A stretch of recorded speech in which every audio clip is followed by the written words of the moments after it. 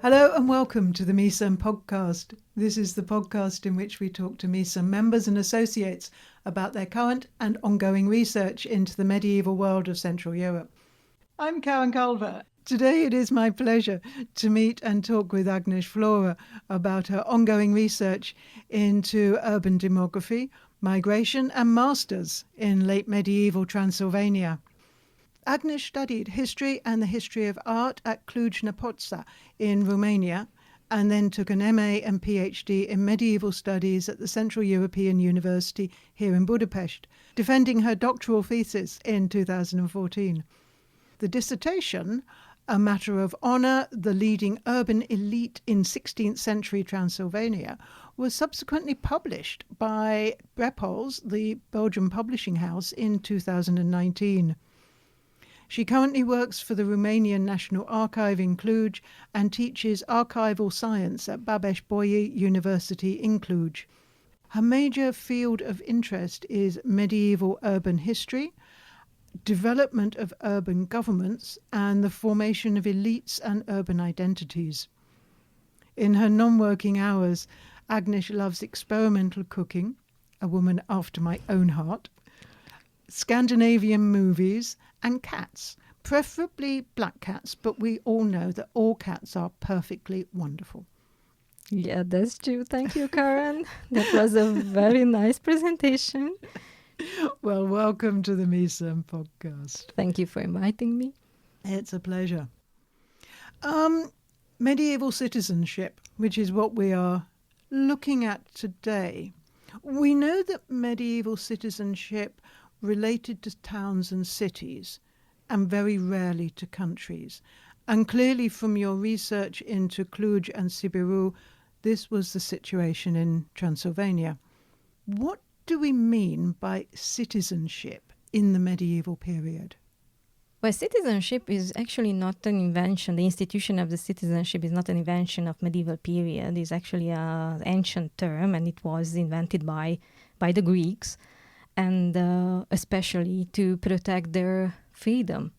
And basically it was the same in the medieval period. So those who belonged to a city received this citizenship.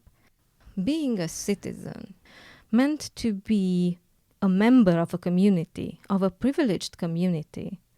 And you were protected by that community, but also you had to perform a series of duties. You had to be loyal to that community. And then you have to pay the taxes. But you also make profit of the privileges the town had. You can sell your goods on the market. You could trade with goods without paying taxes because you were belonging to that community. If you had a misconduct, you were not allowed to be judged in front of a foreign court.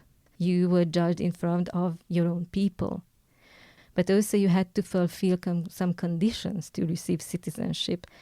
And those conditions was to get a property, then to get married, which apparently wasn't that easy because we know that some young people postponed the marriage for a long time. And for instance, at a certain point, the town council in Cluj decided not to accept a promise of marriage.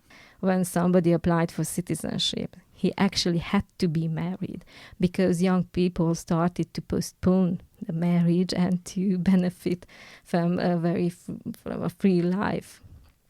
Then you need to, you had to have a craft. You had to have something for living, to do something for living.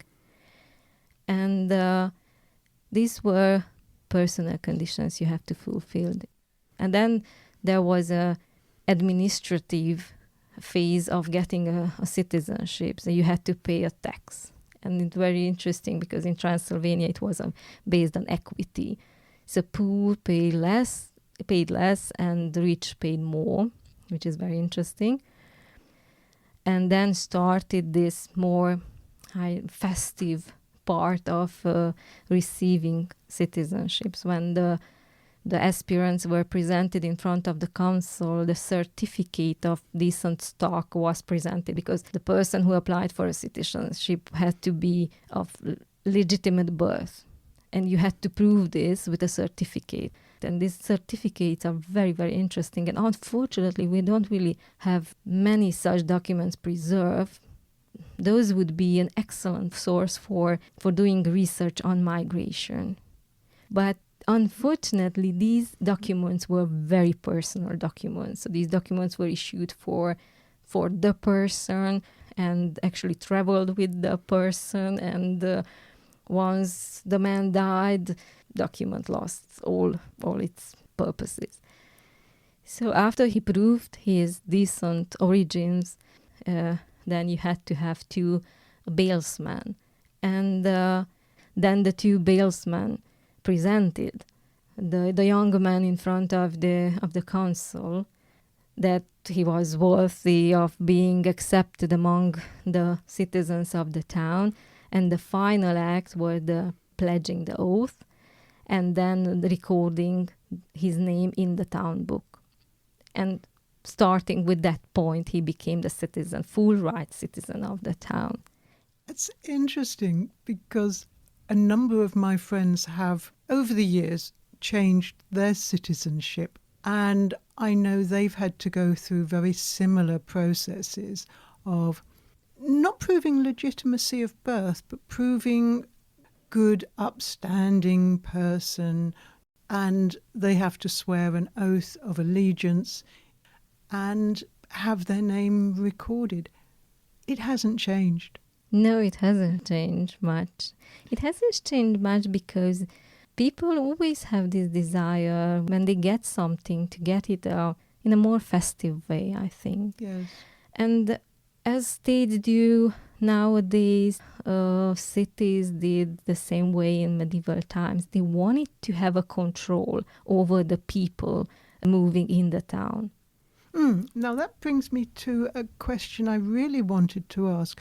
You've indicated the push and the pull factors for the migrants moving into a town. The push being a desire for a better life, and the pull, they've got freedom in the town, they can trade in the town. What were the push and the pull factors for a town to attract migrants and move them towards becoming citizens? Well, towns were always in demographic deficit. Why? Because of the high, they were more exposed to epidemics, for instance. If a disease came, then more people died in the town than in the countryside. There were not so many births as there were in the countryside. And the other thing, that urban people were very mobile. They moved from one town to another, searching for better possibilities. And they had also vertical mobility, which is very interesting. They seeked to get integrated into the nobility. So they always needed new persons. They always needed new blood. But the towns needed also people, not necessarily only citizens, but the citizens were paying the taxes. And the town always had to have incomes, and incomes came from the taxes. But they also needed people to do some auxiliary works that citizens were not doing. And these were the people who were living actually in the town. They were not citizens. They were not paying taxes or paid less taxes, but they were doing communal works. They were cleaning the streets. They were working on the lands of the town. And there were also separate groups serving the towns, like the gypsies.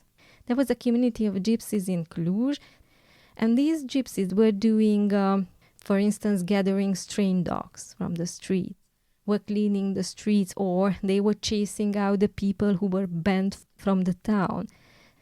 And for that, they were allowed to live in the outskirts of the town.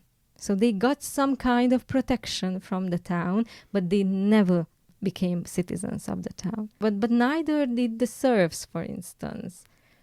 I was wondering if the gypsies, the Roma people, would actually live within the town. No, in the outskirts. They were not living within the walls of the town, no, in the outskirts. And they were also very mobile. Yes. So they went and came But there was more or less a constantly presence of gypsies in Cluj. And all this is recorded in the archives? Yes. We have beautiful sources from the 16th century regarding the town administration of Cluj. And it's very interesting because it is in Hungarian, so they are turning quite early to a vernacular, and they are very nice and very well preserved, and that's a good thing for researchers. I know from my own research, in Western Europe, the sons of citizens were generally granted citizenship. They were born to be a citizen of their town when they got to be a certain age. Was this also true of Cluj and Sibiru? And if not, how did the native sons become citizens?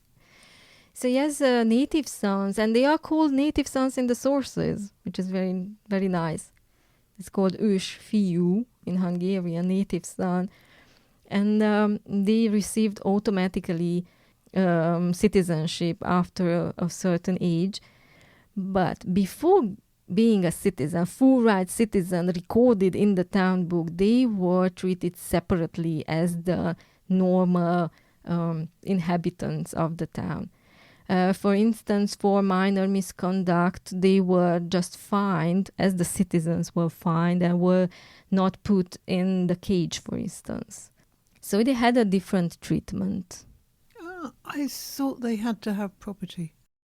If we look at the sources, and especially we look at the tax lists, we may find many sons paying taxes and being tenants.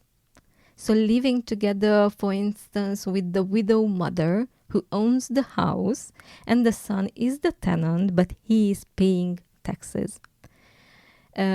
And I think that a co-ownership to a certain degree was also accepted for citizenship. Usually, the youngest son inherited the house and the elder the workshop. But usually, the workshop was linked to the house. They were not separate units. And that means owning a workshop was probably enough. And if the older son inherited his father's workshop and the younger boy got just the house, it would imply that the workshop was more prestigious, more valuable, of more use than the house. I don't know if it was greater value, but it was a question of passing by the craft and the tools. So the first son always learned the craft of the father, and they had to take over at a certain point the workshop of their father. A few minutes ago, you mentioned that people could move from one town to another. Was that common? Was it normal from people to go from a countryside into becoming an urban citizen and then move to another town? And did they move long distances or quite short? Yes, it was quite normal. It was quite frequent.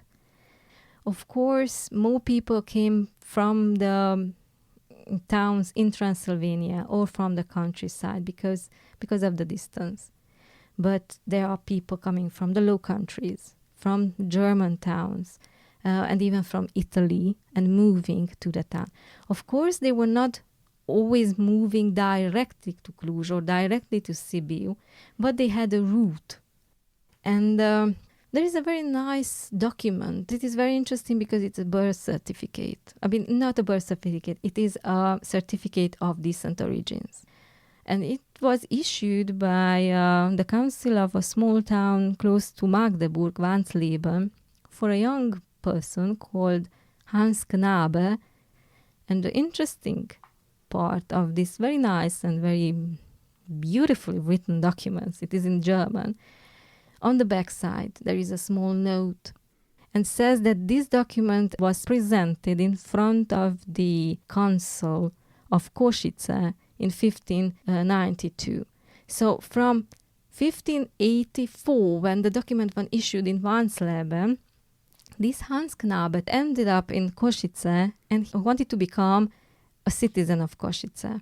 But the interesting part is that I found this document in Transylvania, in the Banfi family archive, and this document came to Transylvania with the owner.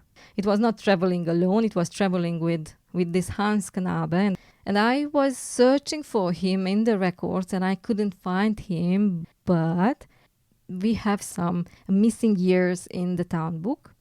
But there is another thing. These people traveling from one town to another, many times they change their names. So this Hans Knabe might have turned into a Hans something, and he might even change. Knabe means boy in German. And just to prove that people many times change their names, I have a very nice example of a goldsmith. His name was Budai Tamás. Budai Tamás, it sounds like it's from Buddha. Exactly. Thomas from Buddha in translation.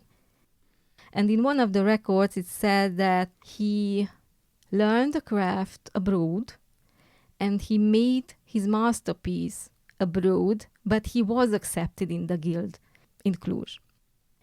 And then later on, you know how this research was on this Buddha, it was like having a relationship, getting a relationship with somebody. The more you get to know the person, the more you get to like him, and then you have a crash. And I hope it doesn't sound like a commercial for a matching site, but this is how this research, which wasn't a conscious research on Buddha, developed. So first I found his name and then found out that he was from abroad, and I at that point I was absolutely sure that he came from Buddha because he had the name Budai Tamás, and so Tamás from Buddha. And then became master of the guild in 1570s. And there was an important strike of the goldsmiths journeymen from Cluj because they were banned from the guild in Sibiu. The goldsmith masters in Sibiu decided to accept only Germans to the guild. So the Hungarian journeymen from Cluj were banned, and they started a strike, which is very interesting at this period. It is. They refused. I've never heard yes. of particularly craftsmen going on strike. Yes, they refused to work. And there was a strike in 1573 and 1576. And this strike ended up in a trial in front of the prince. And being the head of the goldsmiths guild in Cluj, Budai made a statement in front of the prince. And we have this statement. That was very interesting for me to see that he had so nice arguments. He was fluent in expressing. So it was obvious that he was a learned person. And he knew how to speak in front of the prince, in front of lawyers, or in front of the court. And later on, when I started to do research on the political elite of the town of Cluj and Sibiu, then I found out that he actually had an important professional career, but also a very nice and very sudden political career. He was elected in the Great Council of the town in Cluj, the Council of the 100 Men, and then got elected 3 times prime judge and 3 times royal judge. So he became a very important person. And I started to know him better and better. Then when I looked to some court records, I found out some personal details about him, which is very rare. Usually we don't know about the townspeople much because we have pragmatic sources, and pragmatic sources do not tell much about the person. But then I found out that he had actually 2 wives, 7 daughters, and 1 son, and he had a trial with 3 of his daughters because of their dowry. And we have his testimony. And again, there is a very well-constructed testimony with good arguments when he expresses his qualities, that being an honest and being a good person. And all this from someone who'd migrated from another city. Yes, so at least we presume that he came from Buda. And by the end of the century, in the 1580s, he became the head of the mint in Sibiu. And there is a diary of a goldsmith from Cluj called János Cementes. And Cementes says many bad things about Budaism. And at a certain point he says, "Oh, that Italian who calls himself Budai Tamás." So at that point I found out that actually he came from Italy. So someone from Italy obviously moved to Buda. That's not so unusual because Buda was beginning to pull in people from Italy. And then he moved on to Cluj, and then from being a migrant became a guildmaster. Yes, and we were speaking earlier about the push factors in migration. And obviously it was an economic push for Budai moving from Italy to Buda. Then came the siege of Buda, and probably he fled from Buda. So there was another push, another reason, which was a political reason. A war banned him from this territory and moved. So the story of Budai Tamás illustrates so much of what we are talking about here today, that you can move several times, as modern people do. You can move from one region to another. The pull factors are finance, and the push factors, as for migration today, the push factors are so often fear, war, famine. Insecurity. Yes. It's amazing.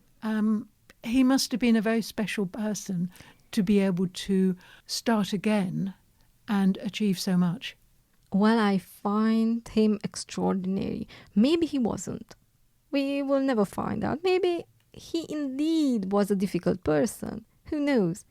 But he had an extraordinary career. And I'm absolutely sure that he brought new knowledge with him and implemented locally. That is amazing. There is another form of migration in the 16th period with the Reformation. Many people from Transylvania are going to Wittenberg, for instance, for studying. And they are bringing knowledge from the West to this region. And I was saying now, it just came to my mind a very prolific example, beer. Brewing started to become a mass production in Cluj in the 16th century, and they were humanists who came back from Wittenberg, where there were so many breweries. In every second house there was a brewery, and these students, those from Transylvania, went back to the city and wanted to start a business in brewing. So this is a knowledge that came with a kind of migration. Yeah, nothing changes. Migrants bring new ideas, maybe new difficulties, but new ideas, invention, energy. Well, definitely waves of migration, because these push factors might cause a wave.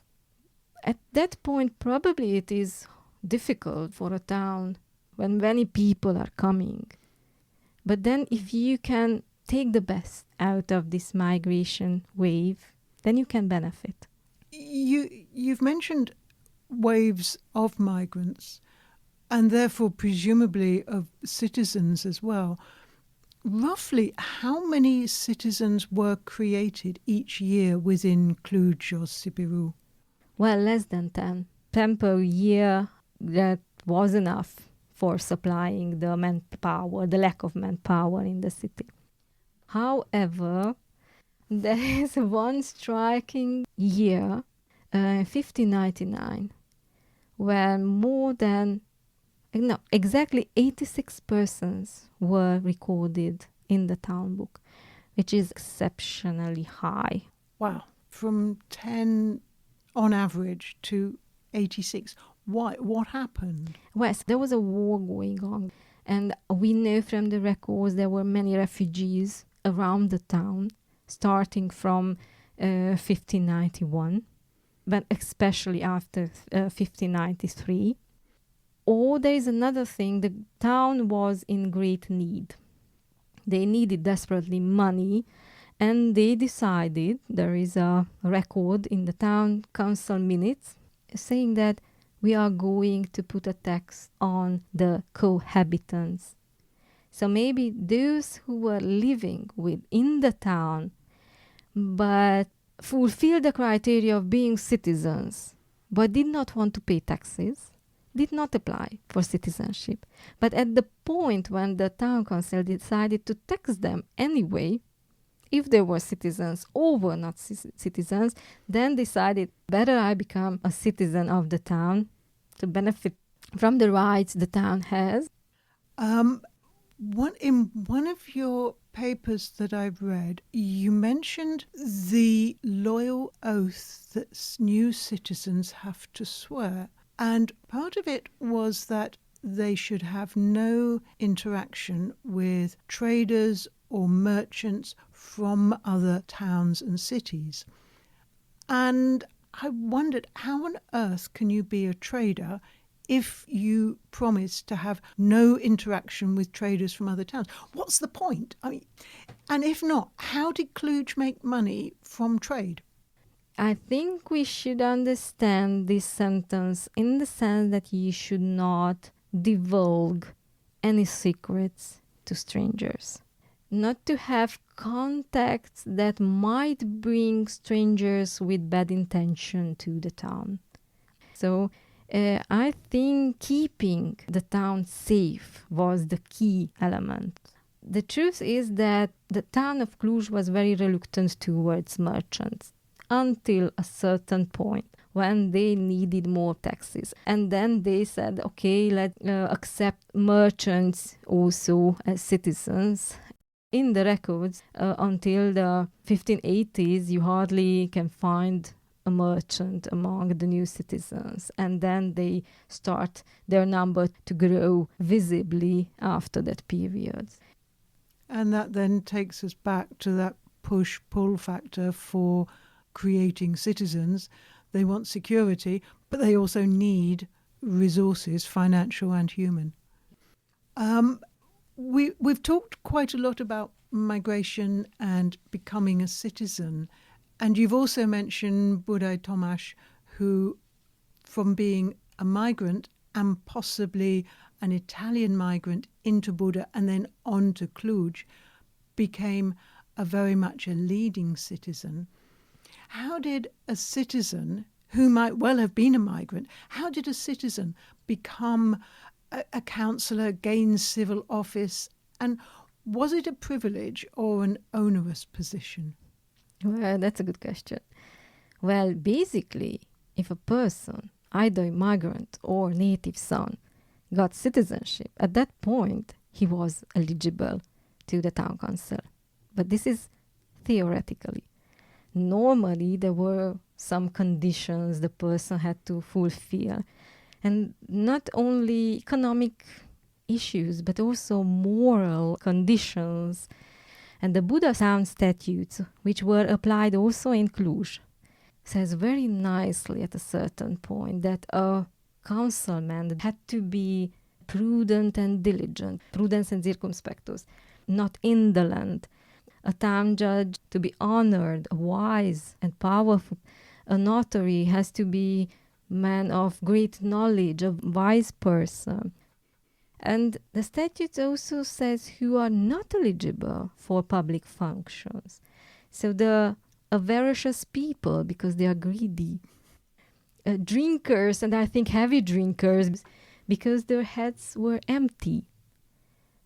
Prodigal persons, because were not reliable. Ignorant, because they had no brains. Poor people, because they were wanting. Criminals, because they were subject of heavy rumors. Rumor in medieval period was a social weapon. And if somebody was subject of a rumor, it was very, very difficult to combat. Heretics were not allowed to public functions because they had no faith. So basically, we have the profile, the perfect profile of office holders. But it doesn't say anything about they had to be Hungarian speaking. It doesn't exclude foreigners. Theoretically not. But those who entered the community of the citizens, they had to join one of the two communities. Because in Cluj, there was a parity system between the Hungarians and the Saxons. But also Budai, he was an Italian. And he integrated into the Hungarian community in Cluj. And I suppose the integration would be learning enough of the language to be able to communicate effectively. Probably, yes. Yes. Agnes, for my final question, we see many changes brought into our cities by migration. Having been a migrant for much of my life, I know what it's like from the migrant's perspective. How, in the medieval time, in Cluj and Sibiru, how did migrants and new citizens change the towns they moved to? Well, let's start with a very interesting case. And this is a charter of King Louis I of Hungary, issued in 1370. And this was for the benefit of the town. And is actually a guarantee letter for those tenant peasants who wanted to move in the town. And so far, nothing exceptional, I would say, because several such guarantee letters from other regions of medieval Hungary. But usually this guarantee was valid for 1 year and 1 day. But in this case, it was unlimited. So it was a higher royal protection for those who moved in the town, who wanted to move in the town and could. And there is a sentence in this charter which I find so nice, and it says, "We give this guarantee because we want to decorate the town with the multitude of people." And which were the consequences of this guarantee letter? So obviously the town needed manpower for agricultural works. And I presume that after this guarantee letter, many people from the hinterland of the town moved in the town. And Cluj had a very restricted hinterland, not as it was in case of Sibiu or the other big important Saxon towns, which were in the middle of a sea of free people. So Cluj needed to attract these peasants. And after this guarantee and after the moving in of peasants, the Hungarian outskirts of this city started to develop. And probably the fact that in the 15th century the town got to this parity system between Saxons and Hungarians is due to this guarantee letter from the 14th century from King Louis I.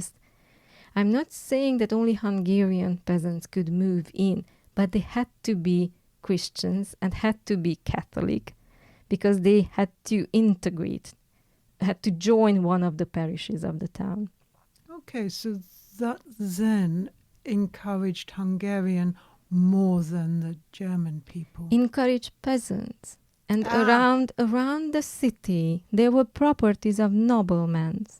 They were not Saxons coming from German territories. They were not free persons around the town. They were more peasants. And that would have changed the whole style of the town. Exactly. And then the town developed this parity system. Yes, I can see your point. Yes, also the character of the town was different. The whole development of the town was different than, for instance, in Sibiu. Sibiu remained mostly merchant towns. Cluj never became a merchant, I would say. By the end of the 16th century, maybe yes.